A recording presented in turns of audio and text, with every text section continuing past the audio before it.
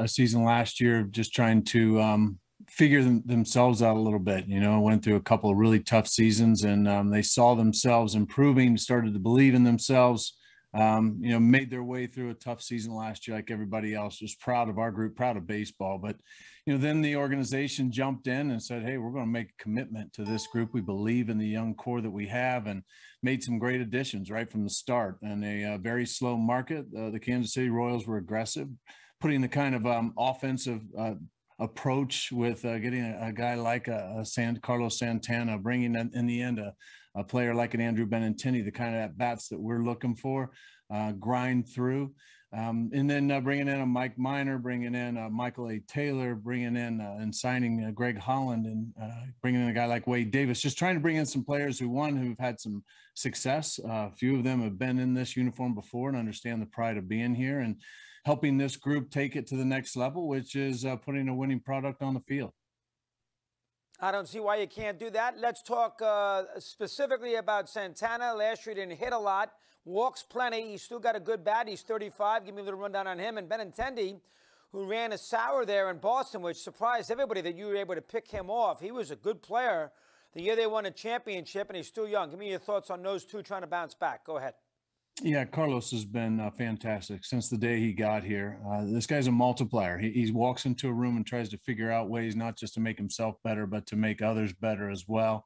And he embodies what we talked about. We have had this kind of offense where we've had a little bit of speed, have had a little bit of power, but we needed to have kind of at-bats, those big league at-bats that we're talking about, to where you're grinding through, you're working deep counts, putting the ball in play, and that's something we know Carlos has done. And so you combine he with a Whit Merrifield, and then Andrew Benintendi kind of falls into that same mold, and extremely happy about the kind of player that Andrew is. We lose Alex Gordon last year to retirement, had an opportunity in left field, and that's where Andrew's done some really impressive things. We believe he's going to put that kind of at bat that we're looking for, especially from the left side, mix that with good defense, smart base running, and just a winning style players. And, you look at a number of these guys that we brought in, number have rings too. And I don't think that goes without saying how important it is for a young core to have some veteran players who've been there, done that, who've won and raised a big trophy, and kind of show the other guys how to get there.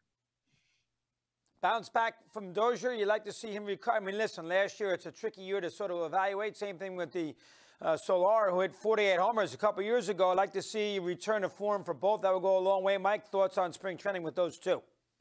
Yeah, both of them are just trying to hit their stride right now. Soler is just a unique talent. He brings something to the table that not too many people have in regards to power, but he has some of the on base. And so, you take 48 home run potential, and it's not just potential. He's done that, and then mix that in the middle of your order. There's serious potential damage.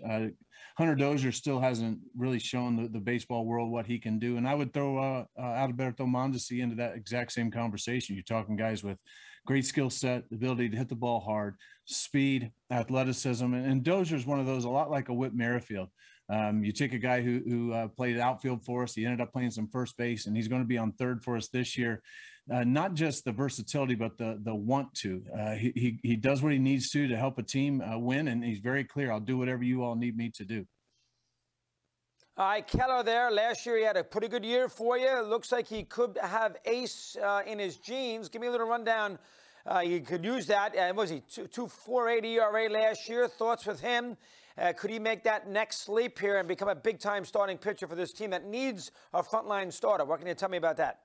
Yeah, we do need Brad, and he's ready for that. He's still a young pitcher, but every time he gets an opportunity, he continues to impress us. He has all those intangibles that you want at the front end of a staff, and he wants to be a workhorse. And in a season like this, every organization, every club's going to have a few of those. We're going to need Mike Minor to step in and be that veteran that can eat up some innings for us. Brad Keller's going to need to do that at the front.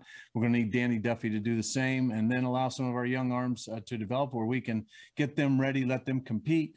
But we're also going to need a lot of depth. I think every team in baseball is going to need it more than ever before. And so it's exciting to watch some of this young talent come around, but we're also going to have to be very careful as we watch them through the long haul of the season. I understand they got three very good prospects, and this the Bobby Witt kid is very good. He's done a nice job for you in spring training. I'm assuming he's not going to make the team he'll be back in the minor leagues, but I'm sure Witt's got a chance to be a big-time player there. Mike, what have you seen out of him so far that you love?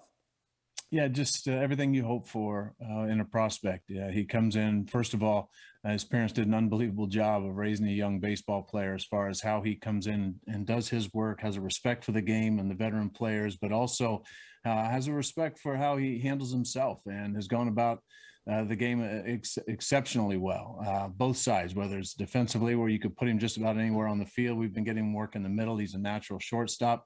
You're seeing some power. Last night, we watched him put together a 13-pitch at bat where he hit a ball that probably was fair, was called foul as a home run, and then ends up working a 13-pitch walk, shows speed, just all the different things that you would like to see. But, you know, we make a big deal about the intangibles too, and you're watching a young player show some things that are way beyond his years and his experience. All right, listen, division's improved. White Sox we all know about. Detroit's going to get a little better. The Indians have the pitching, and Minnesota's Minnesota. You know, most people think that the Royals, you know, low to mid 70s, but with, you know, light at the end of the tunnel, I'm sure you think better than that. If things blended in, stay healthy, young players, this should be a team that, you know, got a chance to be over 500, and who the heck knows in the American League. I mean, there's a big upside with this Royal team if you can keep it together for 162. Thoughts on that, Mike? Let me hear. Well, I'm glad you're taking that perspective, Mad Dog, because that's exactly what we say. You know, we're going to go out, we're going to play the game the right way. And there's some exciting talent. I think you got a group of guys who don't want to be overlooked. Just going to quietly go about our business and try to play kind of baseball that we like to play. You know, do a lot of little things right. We're going to have airtight defense. We're going to need our starting pitching to step up. We're going to have a very good bullpen. We got some experience down there with some big arms and a lineup that if you look at that lineup, there's some serious depth to it if we can get some of these guys clicking like they need to. So we have a good plan. We have a lot of belief in ourselves right now, even though maybe not at the forefront of everybody else's mind. We're okay with that right now. We just play the game and wait and see what happens. But I would encourage you to keep your eye on the boys in Royal Blue. I think so, too. All right, how about the rules? You like them? You like the 7-inning doubleheaders? Do you like the guy at second base, top of the 10th? A lot of managers do like that. Give me some thoughts here. Like the 3-batter minimum? Give me some thoughts on some of the rules that we saw last year. We're going to see some again this year. Mike, what do you see there? Yeah, the 3-batter minimum, I understand. I think, and this is all fan-based, and you know, that's the lifeblood of what we do. We're trying to put our ear to the ground, and I know the commissioner has done a great job of trying to hear what our fans are asking for, and they want to keep a pace going, and that goes along with, you know, not having as many pitching changes, and it does change the complexity of how you choose your bullpen. To me, I think it's a no-brainer with what's going on with the pace of the game to be able to add some excitement late. And fans have seen, and, you know, from a managerial perspective, trying to keep from using an arm too long in extra innings. That 10th inning rule, one, creates some excitement inside of baseball for our fans. And the second thing is it protects our arms. So you're not going to be as likely to see some of those 21-inning games where you may end up throwing a position player.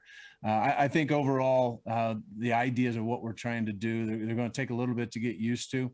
The 7-inning double headers, same thing. How do we protect our guys? How do we protect our best players and protect the arms most of all? Those things are smart in my mind, and I think are good moves by the game. Good job there, Mike. Don't disappear. Well done. Knock 'em dead. Get ready for the season. Thanks for a few minutes here today. Take care, Chris. Thank you.